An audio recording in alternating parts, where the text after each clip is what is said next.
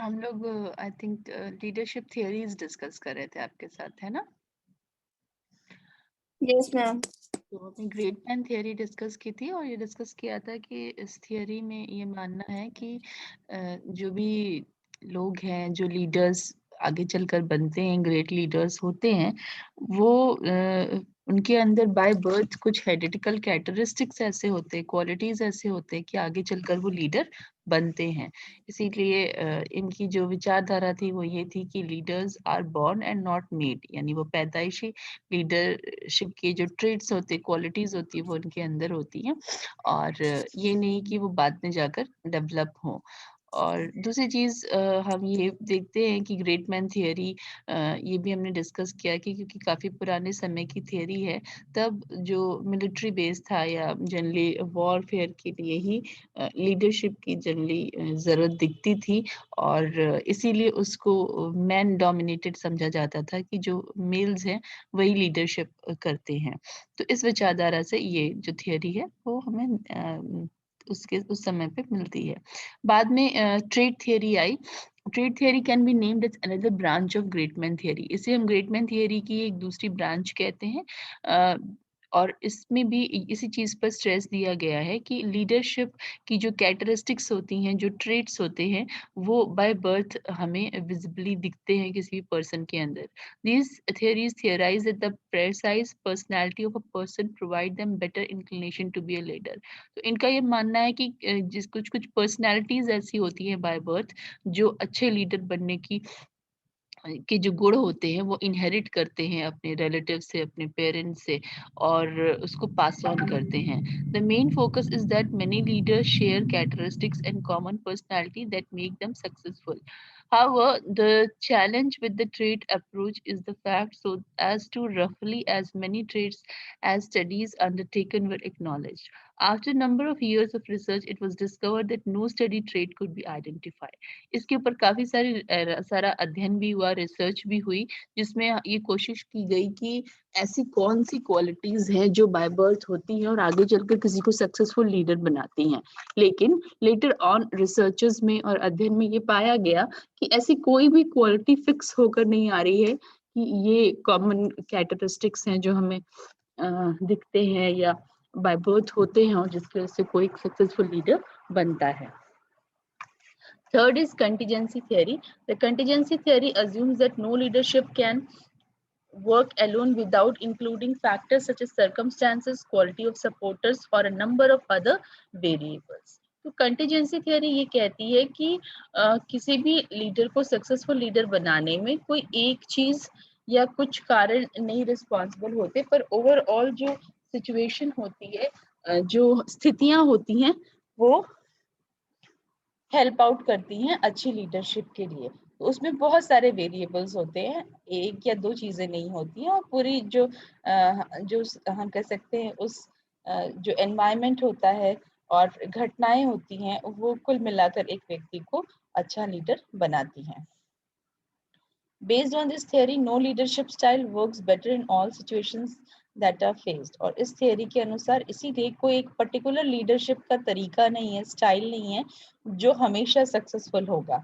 This theory assumes that there is no precise best way in leading, organizing, and leadership style that is effective in some situation, but sometimes may not be successful in others. Furthermore, the contingency theory challenge is that it fails to deal with the organizational change and adjustment. Also, when it comes to organizing, there is a problem because there is no best way in organizing. In the contingency theories, that any way of organizing is not quality equally effective. Basically, the best way of organizing depends on the nature of the environment to which the organization relates. तो contingency theory का ये कहना है कि आपके organisation, आपकी समूह, आपकी स्थितियों के अनुसार ये सुनिश्चित होता है कि किस तरह का जो लीडरशिप का तरीका है वो वहां पर फलेगा, फूलेगा और सक्सेसफुल होगा। हम पहले से उसको निर्धारित नहीं कर सकते। फिर हम आते हैं बिहेवियरल थियरीज पे। बिहेवियर थियरी हम आपको ऑलरेडी भी पढ़ा चुके हैं, इसलिए थोड़ा सा उससे हमें फेमिलियरिटी लगेगी। बिहेवियर थियरी में हमने क्या पढ़ा था, बताइए।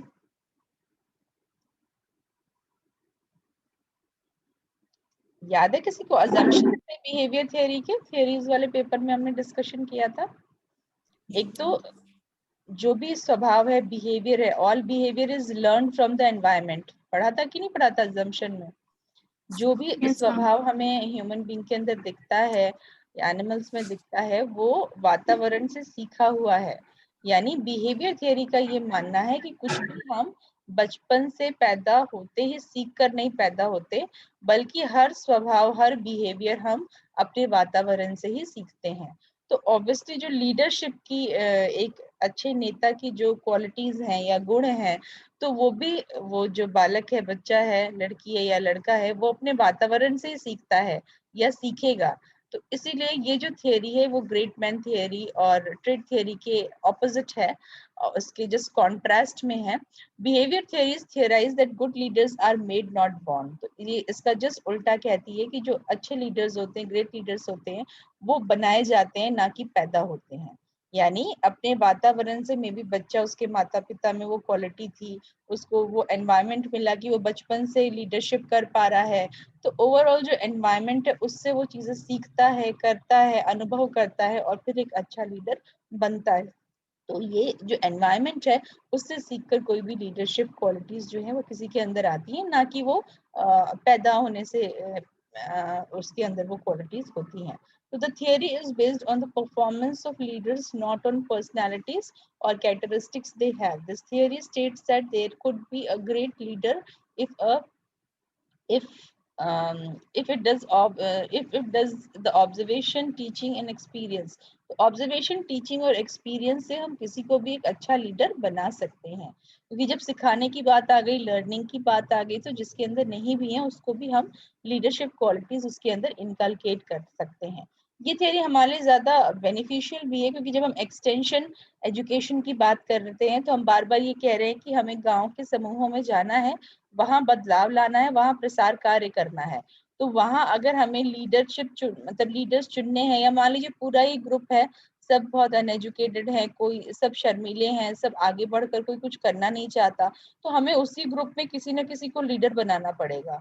और उसके अंदर अगर वो क्वालिटीज नहीं है तो उन क्वालिटीज को हमें धीरे धीरे डेवलप करना पड़ेगा, उन्हें सिखाना पड़ेगा कि कैसे सबको एकत्रित करते हैं, कैसे सबको संगठित करते हैं, कैसे सबकी राय लेकर उसको सम्मिलित करके अपना डिसीजन लेते हैं, ये हमें उन्हें सिखाना पड़ेगा और हमें उनमें से ही चुनकर लीडर्स बनाने होंगे। तो this theory focuses on how leaders perform in a given circumstances with the thought that the leaders can be trained to take action that is correctly when faced with different situations. This theory believes that leaders are made rather than born.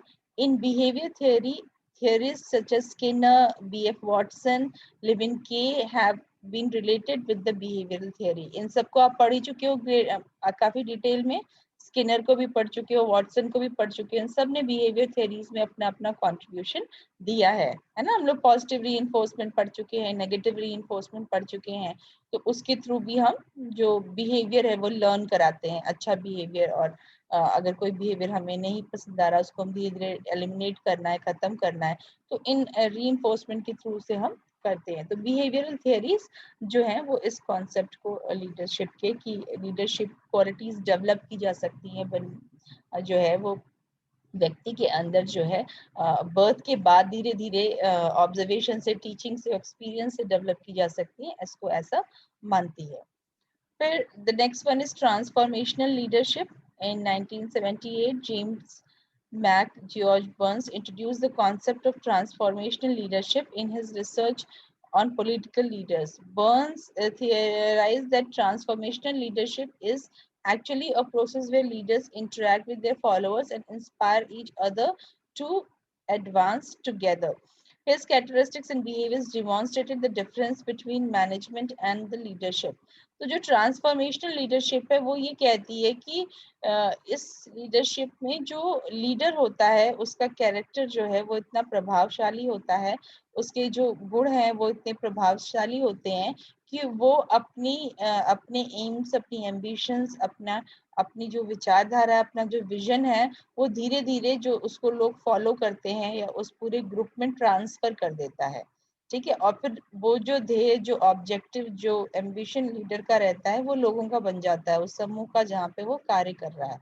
तो इस प्रक्रिया को हम transformational leadership कहते हैं।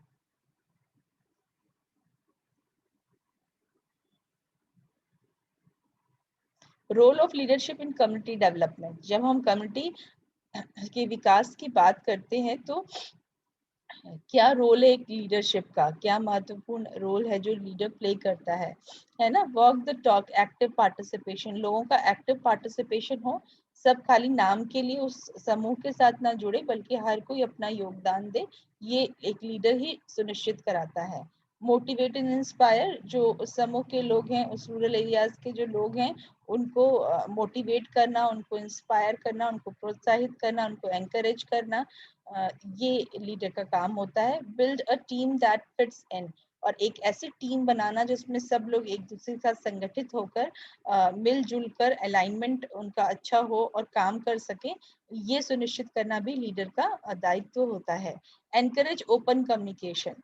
देखिए, कोई भी समूह में या किसी भी रिलेशनशिप में खटास तब आती है या दिक्कत तब आती है जब आपस में कम्युनिकेशन जो है वो ब्रेक डाउन होता है, मिसअंडरस्टैंडिंग होती है, जो कम्युनिकेशन है वो फ्री नहीं होता, ओपन नहीं होता।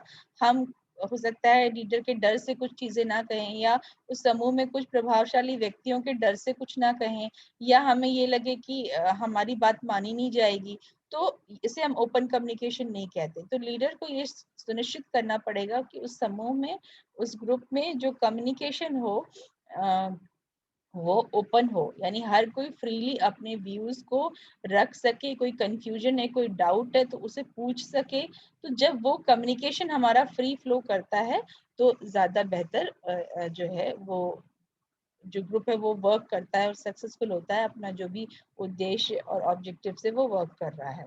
तो encourage open communication, create an open feedback structure. हमें एक ऐसा सिस्टम बना के रखना चाहिए, जो लीडर है उसको, कि जो भी समूह के लोग हैं वो अपना फीडबैक दे सकें। यानी मान लीजिए जो भी चीज चल रही है, जो हम सोल्यूशन अडॉप्ट कर रहे हैं, जो तरीका हम यूज कर रहे हैं, उससे वो सेटिस्फाइड है कि नहीं है। अगर सेटिस्फाइड नहीं है तो क्या चीजें उनको लगता है जिससे इम्प्रूवमेंट होगा, किन चीजों में वो बदलाव चाहते हैं। तो उनके जो भी विचार हैं वो फीडबैक के फॉर्म में हमको उनसे जरूर लेना चाहिए, हम उससे कभी भागना नहीं चाहिए, बल्कि वो फीडबैक हम लेंगे तो और अच्छा इम्प्रूवमेंट हमारे कार्य में, हमारे काम में आएगा। That is what is important.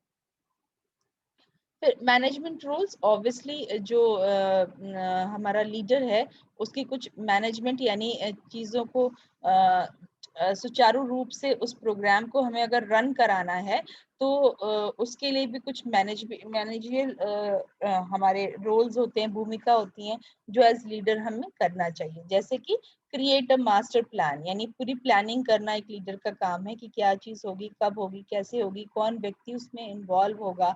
तो जो भी प्रोग्राम है उसका मिशन, गोल्स, ऑब्जेक्टिव्स, इन सबको सुनिश्चित करना, क्या ह्यूमन रिसोर्सेज की आवश्यकता हमें पड़ेगी, क्या रॉ मटेरियल की आवश्यकता पड़ेगी, ये सब प्लानिंग करना एक लीडर का दायित्व होता है।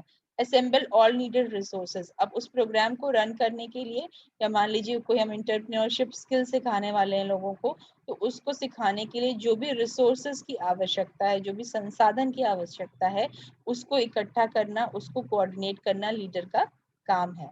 तो देखिए, ये काम छोटा नहीं है, हमें बहुत सारे रिसोर्सेज आराम से मिलेंगे, कुछ को मिलने में हमें दिक्कत आएगी।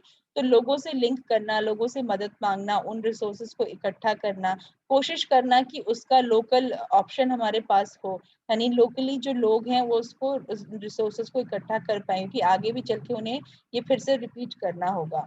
तो ये कराना लीडरशिप में के अंतर्गत आता है। Manage and oversee the process, उसके बाद पूरी प्रक्रिया जब शुरू हो जाती है काम की, तो उसको मैनेज करना, देखना, वो भी लीडर का दायित्व है। Reward positive behaviour, correct negative behaviour, अभी हम बिहेवियर थियरी में बात ही कर रहे थे पॉजिटिव और नेगेटिव रीइंफोर्समेंट की। तो जो अच्छा स्वभाव उस ग्रुप में दिखा रहे हैं, जिनके अंदर हम बदलाव देख रहे हैं, या जो टेक्नोलॉजी को अडॉप्ट कर रहे हैं, या जो अच्छा कार्य कर रहे हैं, उनको हमें पॉजिटिव रिवॉर्ड देना चाहिए, भले वो मटेरियलिस्टिक प्राइज ना हो, हम एनकरेज कर सकते हैं, उनके लिए क्लैपिंग करा सकते हैं, उनकी सबके सामने सराहना कर सकते हैं। तो इस तरह से उनको पॉजिटिव, उनके अच्छे बिहेवियर को रिवॉर्ड देना चाहिए। और अगर कुछ ऐसे लोग हैं जो कुछ नेगेटिव बिहेवियर शो कर रहे हैं, जिससे डिस्टर्ब हो रहा है ग्रुप, तो उन्हें सही करने की, उन्हें करेक्ट करने की भी जो दायित्व है वो लीडर का होता है। तो ये आपका जो था कम्युनिटी लीडरशिप का कॉन्सेप्ट, उसमें लीडरशिप की डेफिनेशन, हमारी कुछ थियोरीज हैं जो आपने पढ़ी, और गुड लीडर की क्या कुछ कुछ विशेषताएं जो इन जनरल लीडर के अंदर हमें डेवलप करनी चाहिए, जो हेल्प आउट करेंगी, और जो रोल है लीडर का वो किस किस लेवल पे क्या होता है, ये सब आपके सिलेबस में है। सेकेंडली आपसे से ये शेयर करना था कि असाइनमेंट की हमने बात की थी कि सभी लोग अपना असाइनमेंट डिसाइड करके हमें बता देंगे। तो आई थिंक श्रृंखला ने एक बताया है कि एक्सटेंशन कॉन्सेप्ट है असाइनमेंट में ले रही हैं। मैं आपको कुछ टॉपिक्स बोल रही हूँ, वो आप नोट कर लीजिए, और उसमें से जिसका भी जो टॉपिक वो सेलेक्ट कर रहा है असाइनमेंट के लिए, वो फिर मुझे बता देगा। ठीक है? तो adult learning, components of adult learning, इस पे इसको नोट डाउन कर लीजिए। Extension system, types, advantage and disadvantage. Components of adult learning. Ma'am second वाला फिर से बोल दिया। एक्सटेंशन सिस्टम्स, हमने एक्सटेंशन सिस्टम पढ़े थे ना, कितने टाइप्स के होते हैं, उसका एडवांटेज क्या है, डिसएडवांटेज क्या है। तो एक्सटेंशन सिस्टम्स पे आप बना सकते हैं असाइनमेंट। और लीडरशिप एंड एक्सटेंशन, जो अभी हम डिस्कस ही कर रहे जी थे, मैम। Leadership and extension. अच्छा।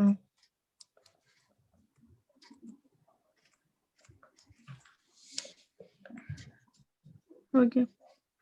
इसके अलावा नेशनल डेवलपमेंटल प्रोग्राम्स, यानी अगर हम नेशनल लेवल पर देखें तो हमारे देश में कुछ एक्सटेंशन प्रोग्राम्स जो चल रहे हैं, रन कर रहे हैं, उनके ऊपर भी हम जो है असाइनमेंट कर सकते हैं। एटलीस्ट आप 10 प्रोग्राम्स ऐसे कर लें विमेन और चाइल्ड से रिलेटेड, और उसके बारे में क्या उसका गोल है, स्ट्रैटेजी है, स्ट्रक्चर है, अचीवमेंट है, वो आप लिख सकते हैं। तो नेशनल डेवलपमेंटल प्रोग्राम्स हेडिंग डाल लीजिए, इस पे असाइनमेंट ओके जो मैम। है वो अच्छा बन जाएगा।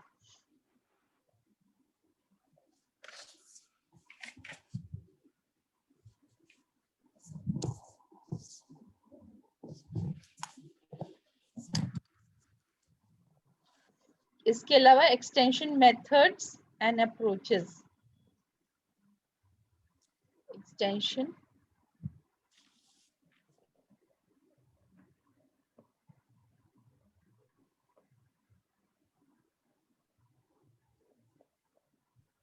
Hello ma'am. हेलो।